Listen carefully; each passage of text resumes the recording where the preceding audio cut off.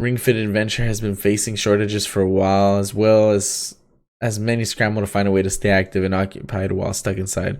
Which, if you're doing so, I just want to say I'm proud of you guys.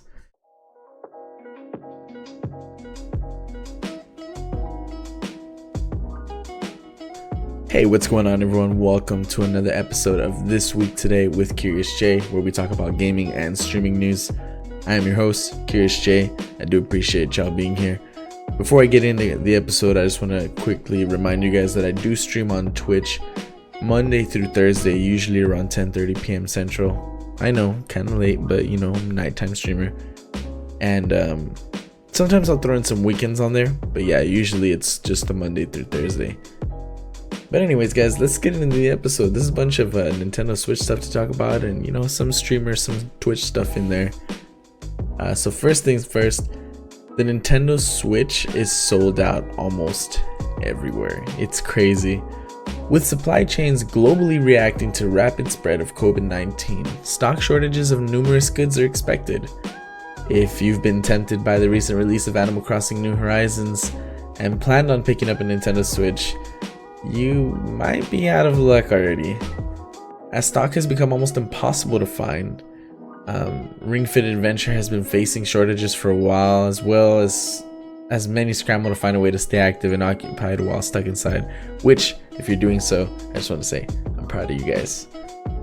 It's becoming increasingly difficult to find stock of the original Nintendo Switch at its official $300 retail price across the usual channels, such as Amazon, Best Buy, eBay.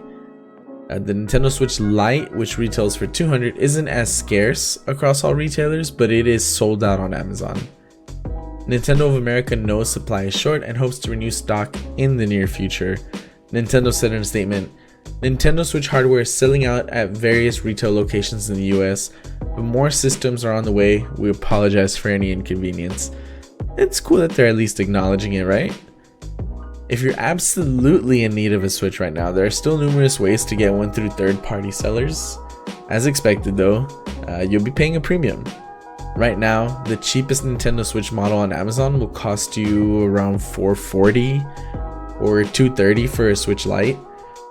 Those both have weeks to wait until shipping, with ones available to ship right now retailing for even worse $480 and $300 respectively.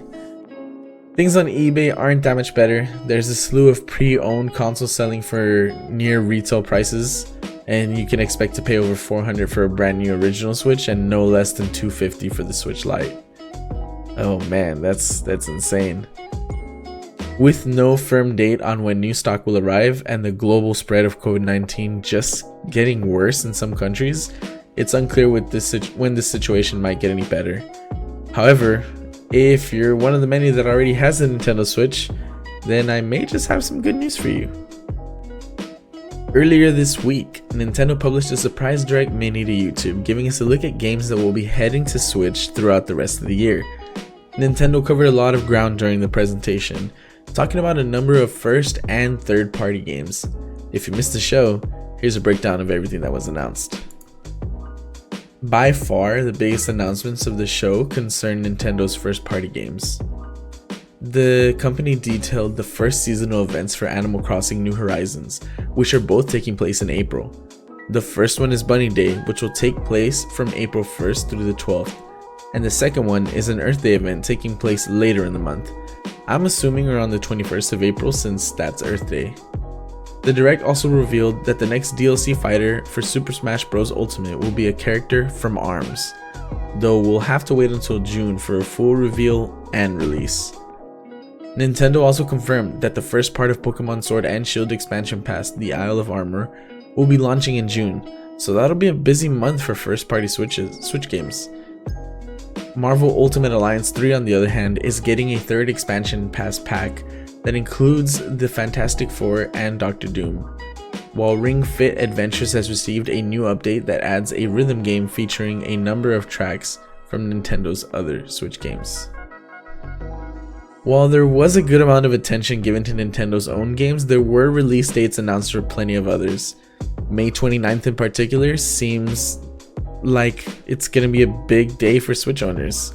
with Xenoblade Chronicles Definitive Edition launching alongside 3 big releases from 2K Games.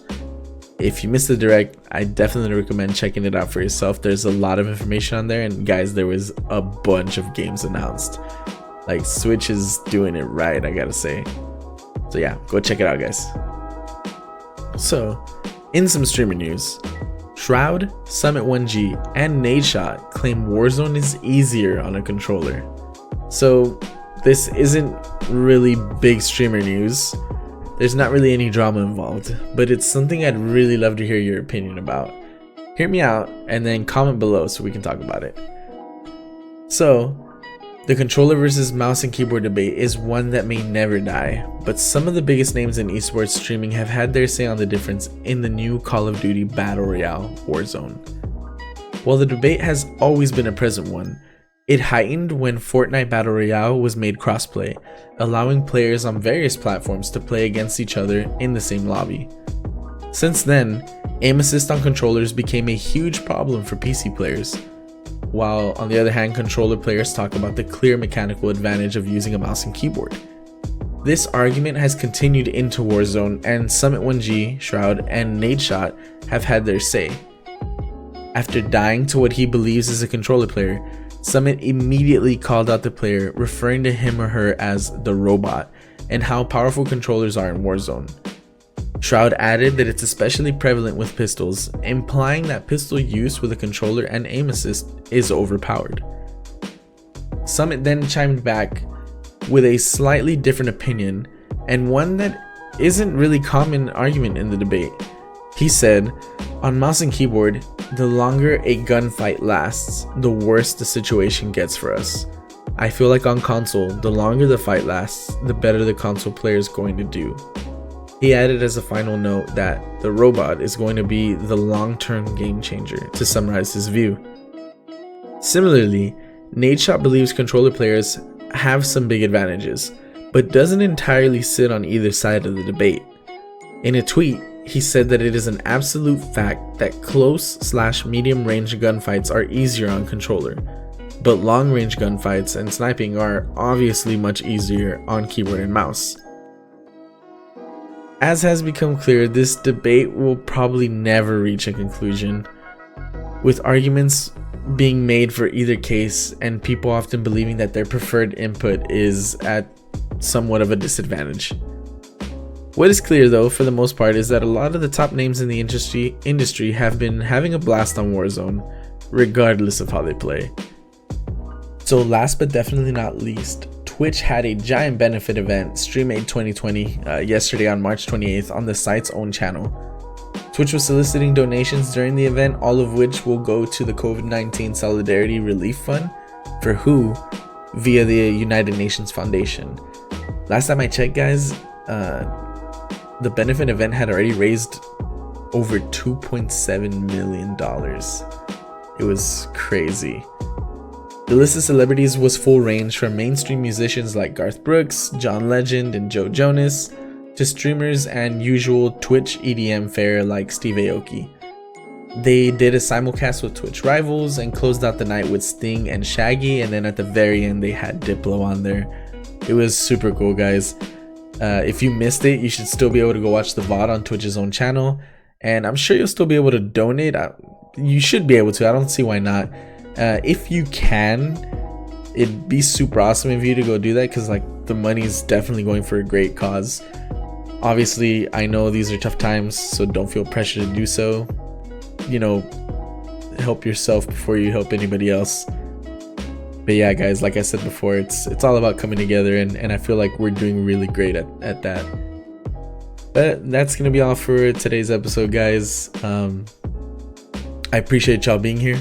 I appreciate you guys, whether you're watching this on the YouTube VOD or listening to this on Spotify, Apple Music, Google Play Music, wherever it is you're listening to this. I appreciate you guys. You guys are all super awesome. Stay safe out there. Stay home if you can. And remember, social distancing is key in moments like these. So yeah, take it easy, guys. Stay curious. Peace.